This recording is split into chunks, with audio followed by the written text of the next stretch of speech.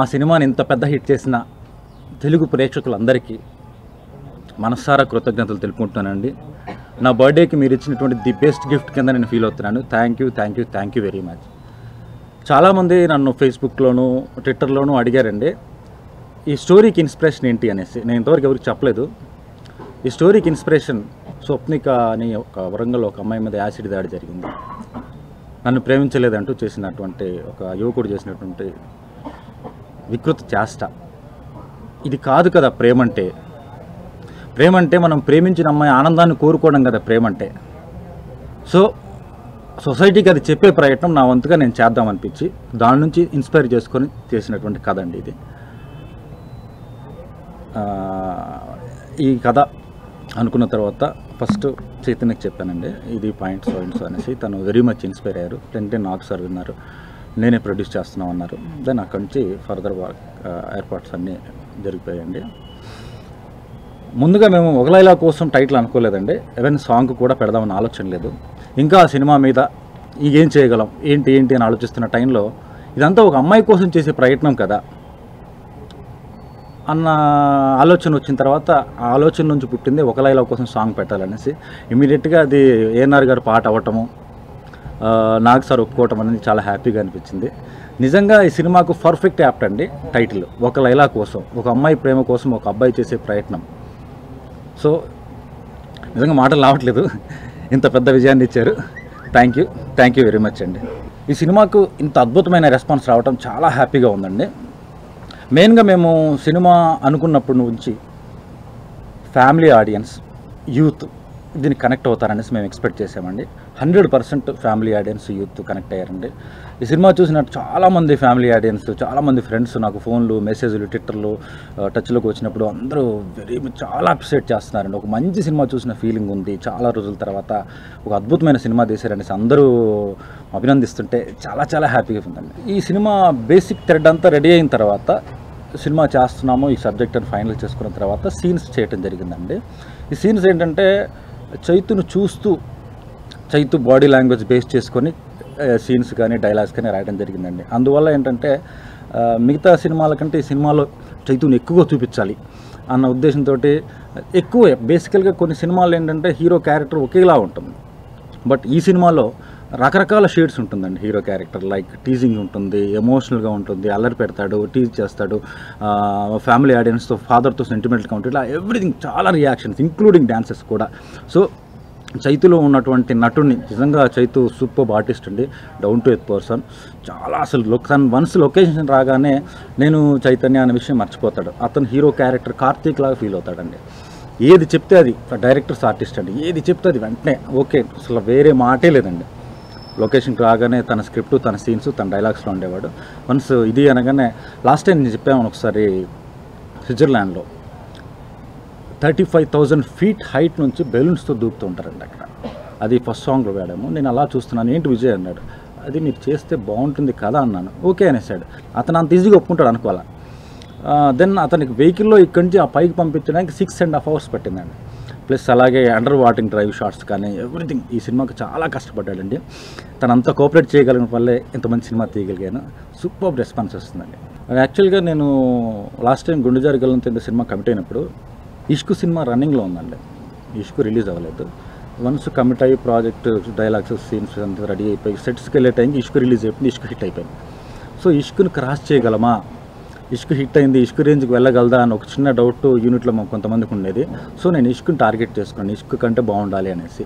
Same అలాగే నేను అన్నపూర్ణ ప్రొడక్షన్స్లో అడుగుపెట్టేసరికి మనం సినిమా రన్నింగ్లో ఉందండి. సో మనం షూటింగ్ స్టార్ట్ చేసాం, మనం హిట్ అయింది, మనం పెద్ద హిట్ అయి కూర్చుంది. ప్లస్ మనంలో తను చేసిన పర్ఫార్మెన్స్ సూపర్గా ఉంది. సో నాలో కొంచెం ప్రెజర్ ఉండేది, మళ్ళీ ముందు హిట్ పడింది. ఎట్టి పరిస్థితుల్లోనూ అంటే మనం క్రాస్ చేయాలని కాదు కదండి, ఎట్టి పరిస్థితుల్లోనూ ఒక మంచి సినిమా కావాలి అన్న ఉద్దేశంతో కొంచెం ప్రెజర్ ఉండేది. బట్ ఏ రోజు నేను అది ఎక్స్ప్రెస్ చేసేవాడిని కాదు. అసలు చైతన్య గారు ఇచ్చిన కోఆపరేషన్ లొకేషన్లో అద్భుతం అండి. అందువల్లే అసలు నేను ఏ రోజు అంత ప్రెజర్ ఉన్నా హ్యాపీగా చేసుకోగలిగానండి. యాక్చువల్గా సెన్సిబుల్ లవ్ స్టోరీస్ చేయడం కష్టమని చాలామంది అంటారు, బట్ నాకు అలాగే అనిపించదండి. ఎందుకంటే నేను చాలా సెన్సిటివ్గా ఆలోచిస్తాను. నా కథల్లో కానీ నా ఆలోచనలో కానీ ఎక్కడ హార్డ్గా హెవీగా ఉండాలనుకోను. సో అందువల్ల గుండెజారి సెన్సిబుల్ లవ్ స్టోరీ ఇది అలాగే ఉంది. ఇది ఎక్కువ మందికి రీచ్ అవుతుంది. ఈ ప్యాటర్న్ అయితే ఎక్కువ ఫ్యామిలీ ఆడియన్స్ కనెక్టివిటీ ఉంటారు అన్నది నా ఫీలింగ్ అండి. మేబీ ఫ్యూచర్లో మారుతానేమో. ఇప్పటివరకైతే నా జాన్ రీతేష్. ఈ సినిమాలో పూజా హెగ్డేని హీరోయిన్గా తీసుకోవడం జరిగిందండి, కొత్త అమ్మాయిని. ఈ సినిమాలో ఏంటంటే చాలా సెన్సిటివ్ ఐటమ్స్ ఉంటాయి. లైక్ అమ్మాయి ఇంట్రడక్షన్ టైంలోనే వర్షంలో తడిచిపోతుంటే పక్షులను ఆపే తడవకుండా చేసే ప్రయత్నం ఆమె 2 చేతులు ఆపెట్టడం కావుండొచ్చు. బురద పడుతున్న పిల్లల్ని పడకుండా ఈ అమ్మాయి సేవ్ చేయడం అయి ఉండొచ్చు. నీకెవరు ప్రపోజ్ చేయలేదంటే నీలో లోపం ఉందంటే అన్నీ ఎవరికో ఫోన్ చేసి నువ్వు నాకెందుకు ప్రపోజ్ చేయలేదు, నువ్వు ప్రపోజ్ చేస్తే నేను రిజెక్ట్ చేద్దామని వెయిట్ చేస్తున్నాను. ఇది చాలా ఇన్నోసెన్స్ అండి. అంటే ఈ క్యారెక్టర్కి ఏంటంటే ఒక పక్కింటి అమ్మాయి లాంటి అమ్మాయి, ఒక తెలుగుదనం ఉన్నటువంటి అమ్మాయి, ఒక ఫ్రెష్ అమ్మాయి కావాలి. అలాంటి అమ్మాయి కోసం మేము వెతుకుతున్న టైంలో పూజా పిక్స్ చూసామండి. She is very good performer అండి. తనకు ఒక 3 months వర్క్షాప్ పెట్టి అన్ని డైలాగ్స్ నేర్పించి అమ్మాయికి మంచి మెమరీ పవర్ అండి. వన్స్ డైలాగ్ అనేది అమ్మాయి మెమరీలో ఉంటే నా అమ్మాయి ఫోకస్ అంతా ఎక్స్ప్రెషన్స్ మీదకి వెళ్ళేది. సో నిజంగా ఈ ప్రాజెక్ట్లోకి అమ్మాయి రావడం మా అదృష్టం అండి. ఎట్ ది సేమ్ టైం ఈ రోజుల్లో హీరోయిన్కి ఇంత పెద్ద క్యారెక్టర్ దొరకడం చాలా కష్టం. అలాంటి క్యారెక్టర్ చేయడం అమ్మాయి అదృష్టం అండి. ఈరోజు ఆలీ ట్రాక్ అద్భుతమైన రెస్పాన్స్ వస్తుందండి. One of my team member Venu తను ఇచ్చినటువంటి ఐడియా, దాన్ని అలాగ ఎన్లార్జ్ చేసాము. మేము ఏదైతే ఎక్స్పెక్ట్ చేసామో అంటే వల్గారిటీ ఉండకూడదు, టోటల్ ఫ్యామిలీ ఎంజాయ్ చేయాలి అన్న యాంగిల్లో బేస్ చేసామండి. సూపర్ రెస్పాన్స్ వస్తుందండి. థియేటర్లో పడి నవ్వుతున్నారు. మేము సీక్రెట్గా చాలా థియేటర్స్కి వెళ్తున్నాను, ఎవరికి తెలియకుండా వెళ్ళిపోయి ఆడియన్స్ రెస్పాన్స్ వరకు చూసుకుని వస్తున్నాను. చాలా హ్యాపీగా ఉందండి. ఈ విషయంలో అలీ గారికి స్పెషల్ థ్యాంక్స్ అండి. మేము చెప్పిందే కానీ కాకుండా అతను చాలా ఇన్వాల్వ్ అయ్యి చాలా ఎలాగా అంటే లైక్ లాస్ట్ సినిమాలో కూడా చేశారు, ఏదో చేస్తున్నాను అన్న యాంగిల్లో కాకుండా. వన్స్ ఒక పోలీస్ స్టేషన్ సీన్లో Ali garu underwear means long drawer inner T shirt ఉంటుంది. ఆ డ్రెస్ అతనికి ముందు చెప్పలేదు. మేము పోలీస్ స్టేషన్లో కొడతారనగానే ఆయన ప్రిపేర్ అయ్యాడు. సెట్లోకి వెళ్ళేసరికి డ్రెస్ ఏది అంటే ఇది డ్రెస్ అని ఇచ్చారు. ఏంటి ఆ డ్రెస్ లోపల ఉన్నాయి బయట ఏది అన్నాడు. సార్ ఇదే సార్ డ్రెస్, మిమ్మల్ని కొడతారట అనగానే అలా చూశాడు. సార్ అది అంటే ఓకే అన్నారు.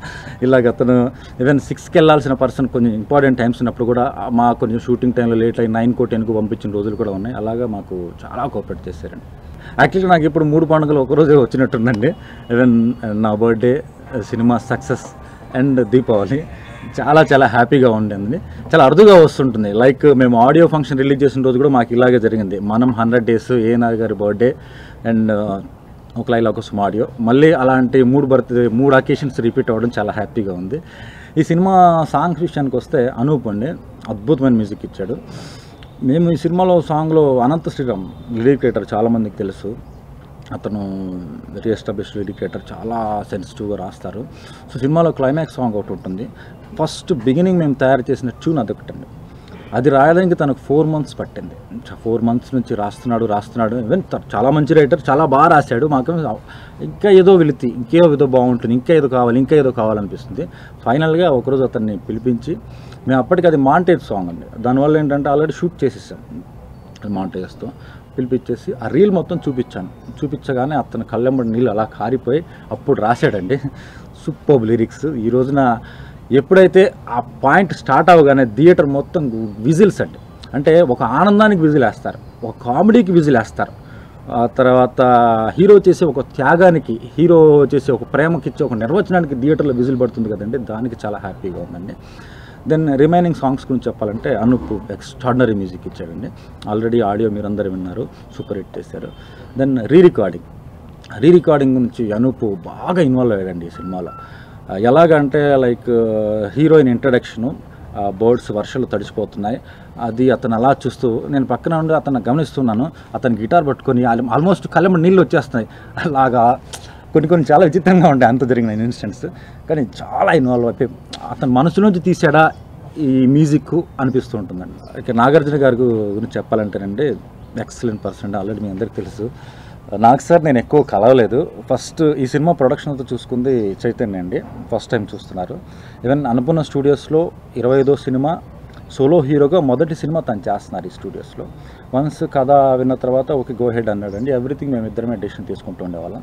మాకు ఏదైనా డౌట్ అనిపించినా, ఏదైనా ఒక యాంగిల్లో మనం అనుకుని డెడ్ ఆపోజిట్గా ట్రావెల్ చేయాల్సిన సిచ్యువేషన్ ఏదైనా వచ్చినా ఒకసారి నాకు సార్కి ఇన్ఫార్మ్ చేసేవాళ్ళం. ఫైనల్గా నాకు సార్ ఇచ్చినటువంటి సూచనలు, తను ఇచ్చినటువంటి ఐడియాలజీ మాకు చాలా హెల్ప్ అయిందండి సినిమాకి. వన్స్ ఆయన సినిమా చూడగానే చాలా హ్యాపీగా సూపర్ సినిమా తీసే Vijay, thank you very much అని చెప్పేసి ఆ రోజునే చెప్పారు. Cinema already super hit, just ఫార్మాలిటీగా రిలీజ్ చేయడం ఆలస్యం. ఈ summer festival holidays, Dasara holidays, so మంచి సీజన్ మిస్ అయిపోతున్నాం లాంటిది ఏం పెట్టుకోకు, మన సినిమా ఎప్పుడు వచ్చినా సూపర్ హిట్. మన సినిమా ఏంటంటే మెయిన్ ఫ్యామిలీ సినిమాకు మంచి థియేటర్స్ కావాలి, మంచి టైం కావాలి, ఈ పెద్ద సినిమాల మధ్యలో మనం వద్దు అనేసి ఆయన నాకు చెప్పి పెద్ద సినిమాలు అయిపోయాక ఈ సీజన్లో రిలీజ్ చేయడం జరిగిందండి. ఈ విషయంలో నాకు సార్ డెసిషన్ 100% మంచి అనుభవంతో మంచి డెసిషన్ తీసుకొని మమ్మల్ని మంచి మార్గంలో నడిపించారండి. Thank you. ఈ సినిమాలో ఒక గిఫ్ట్ గురించి చెప్పడం జరిగిందండి. ప్రపంచంలో రియల్ లైఫ్లో కానీ ఎవరికి ఇవ్వని గిఫ్ట్ అనేసి నిజంగా ది బెస్ట్ గిఫ్ట్ అండి అది. ఎందుకంటే అందులో హీరో చెప్తాడు, మనం ఉన్నా మనం పోయినా చిరస్థాయిగా ఆ గిఫ్ట్ అలా నిలిచిపోతుంది అనేసి. సో ఆ గిఫ్ట్ గురించి నేను చెప్పిన తర్వాత చాలామంది మా ఫ్రెండ్స్ కానీ ఫ్యాన్స్ కానీ మనం ఫాలో అయ్యే వాళ్ళు కానీ అందరూ అడుగుతూ ఉన్నారు. ఫైనల్గా ఆ గిఫ్ట్కి వచ్చిన రెస్పాన్స్ అద్భుతం అండి.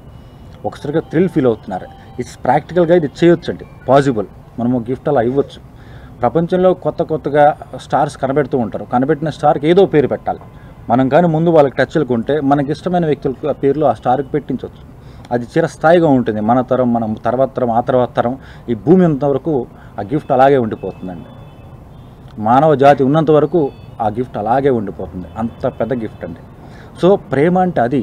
మనం ఇష్టపడే వ్యక్తులకి మనం ఏదైనా చేయాలంటే మన ప్రేమను మనం ఎంతైతే ప్రేమిస్తున్నామో అంత ఇదిగా ఇవ్వాలి. నాకేంటంటే ఒక అద్భుతమైన గిఫ్ట్ కావాలి, ఒక అద్భుతమైనది ఇవ్వాలి అంటే ఏంటి అని చాలా రోజులుగా ఆలోచించి తయారు చేసినటువంటి గిఫ్ట్ అండి అది. సో ఈ రోజున థియేటర్లో అద్భుతమైన రెస్పాన్స్ వస్తుందండి. ఈ సినిమాలో క్లైమాక్స్ బిఫోర్గా అలీ గారిది, పోసాని గారిది వచ్చిన ట్రాక్ ఒకటి ఉంటుందండి. సో యాక్చువల్గా అది లాస్ట్ షూట్ చేసామండి. సినిమా అంతా అయిపోయిన తర్వాత ఈవెన్ లాస్ట్లో ఏంటంటే సెకండ్ హాఫ్లో ఇంకొక కామెడీ సీన్ ఉంటే బాగుంటుందన్న యాంగిల్లో, దాంట్లో ఫస్ట్ నేను ఇది ఐడియా అని చెప్పినప్పుడు బాగుంది, బట్ అది సీన్గా ఎలా కన్సిడర్ చేస్తారో అర్థం కావట్లేదు అనేసి మా యూనిట్ మెంబర్స్ కొంతమంది డౌట్స్ ఎక్స్ప్రెస్ చేశారండి. లేదు అంటే బేసికల్గా ఒక్కటే ఉంటుంది, అతను కొట్టడం ఎవరికి చెప్పొద్దా, రివీల్ చేస్తున్నాను. సో ఆ చిన్న పాయింట్ని అలా ఎక్స్టెండ్ చేసామండి. మెయిన్ అది ఆర్టిస్టులు ఆ పోసాని గారు, అలీ గారు చేయటం వల్ల దానికి అంత పేరు వచ్చిందండి. మామూలుగా చెప్పడానికి ఆ సీన్ ఏది ఉండదండి. నా లైఫ్లో లైలా లేరండి, నేను వెయిట్ చేస్తున్నాను. నాకు యాక్చువల్గా ఏ బ్యాక్గ్రౌండ్ లేదండి. సినిమా ఇండస్ట్రీలో సెటిల్ అవ్వాలని ఒక బలమైనటువంటి కోరిక, ఇష్టం, నమ్మకం, వీటితో వచ్చానండి సినిమా ఫీల్డ్కి.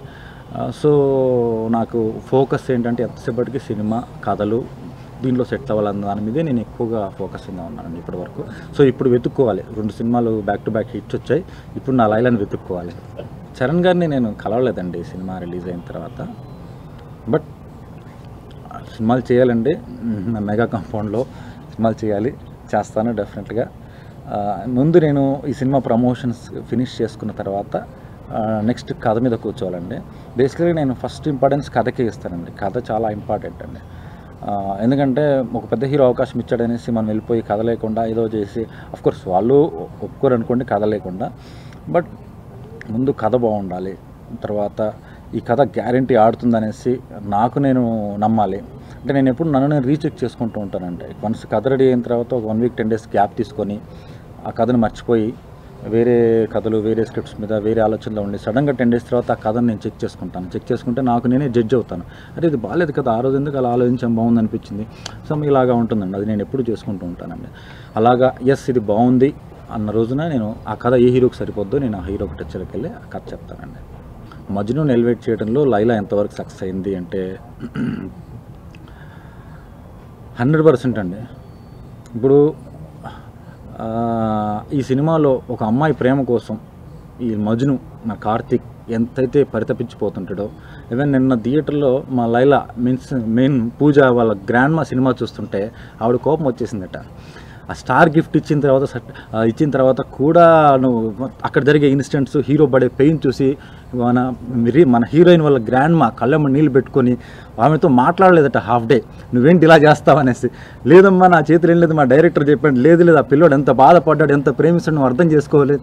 నైట్ కాల్ చేసింది అమ్మాయి, మా గ్రాండ్ మా ఇలా ఫీల్ అయింది, నన్ను తిడుతుంది అది ఇది అనేసి.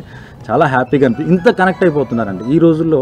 క్లీన్ సినిమా, ఒక ఫ్యామిలీ ఎంటర్టైన్మెంట్, హోల్ ఫ్యామిలీ వచ్చేసి ప్రశాంతంగా అలా సినిమా చూసుకొని ఐటమ్ సాంగ్స్, డబుల్ మీనింగ్ డైలాగులు ఏమీ ఉండవు. అలాగానే ఓన్లీ ఇది అవార్డు సినిమా కాదండి, యూత్కు నచ్చేటువంటి, యూత్ అంటే బూత్ కాదండి, యూత్ అంటే మంచి సినిమాలు చూస్తారు. యూత్ అంటే